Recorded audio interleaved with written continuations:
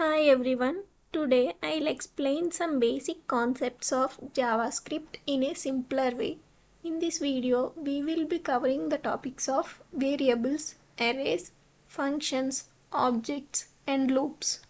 Let's start our video with the concepts of variables. In JavaScript, the variables are used to store the data. As you see here, the variables are declared with the keywords where, let, and const.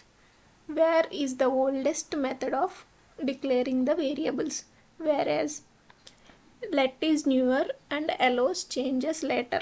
Const is a constant that cannot be changed. As you see in the output, the color of the rose is red. My name is Harika. Here the red is declared with the keyword let. So the value is changed, whereas the name Harika is declared with const. So it is showing us a type error. Our next concept is arrays. The arrays are the lists of values.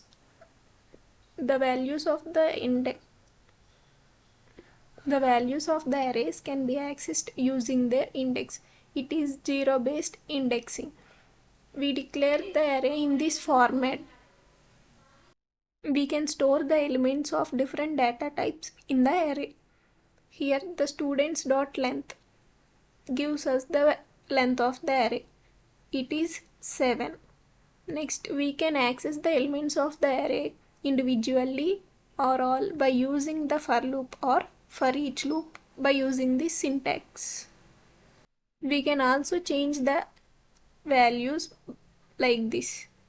Before changing, it gives the value of Surya, but after changing, it gives Maha.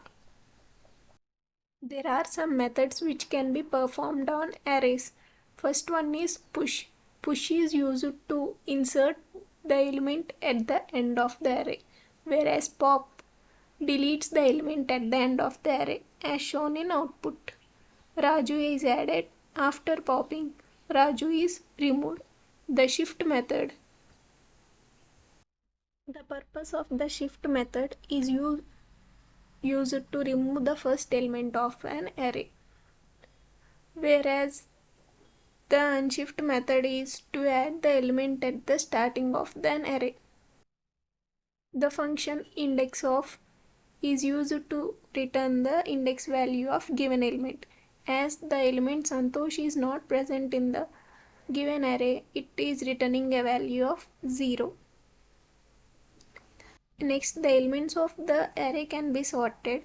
Here, as the elements are the alphabets, they are sorted in A to Z order. The array can be reversed using the reverse function. Functions. Functions help us organize code and reuse it.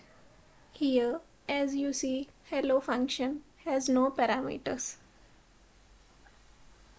And the welcome function has one parameter. Multiply function has two parameters.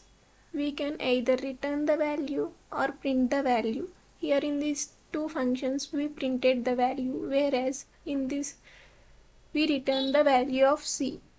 Next, the arrow functions. The arrow functions are a shorter way to write functions like multiply, add, etc. This is the output for the hello function, for the welcome function, multiply function, and add function. While declaring the arrow function, we need to use either let or const keyword. Our next concept is about objects. Objects are used to store related information together.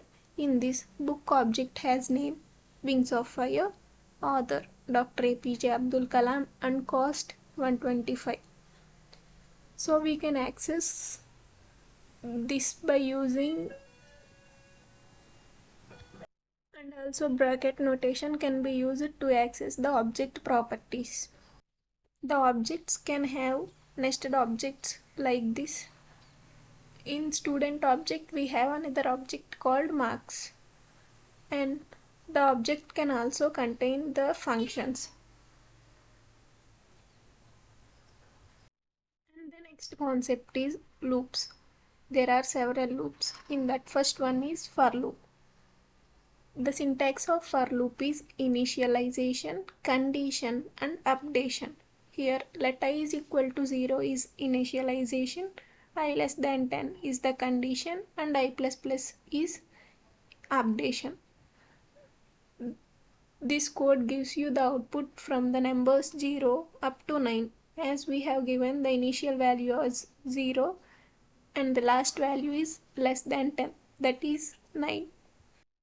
In the while loop, this is the syntax: while, condition, and the code. This gives the output of 20 to 31 numbers. Next, the do while loop.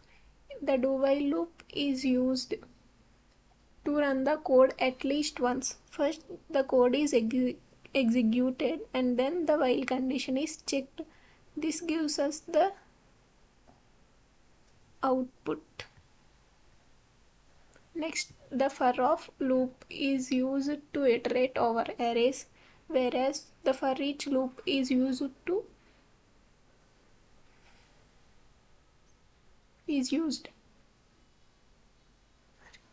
for each loop is used to access the objects. Thank you.